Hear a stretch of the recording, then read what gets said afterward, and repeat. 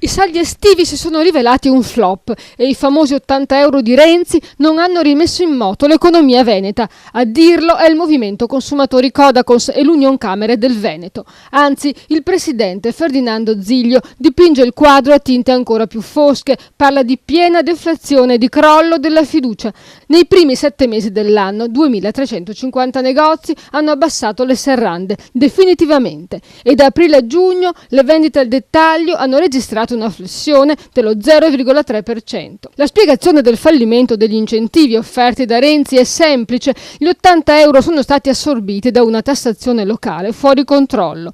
Il risultato è stata un'ulteriore contrazione dei consumi, a cui è seguito un calo dei prezzi dello 0,2% nel settore non alimentare, ossia la temuta deflazione. Il fenomeno per il momento non investe i supermercati, dove i prezzi sono saliti dello 0,2%.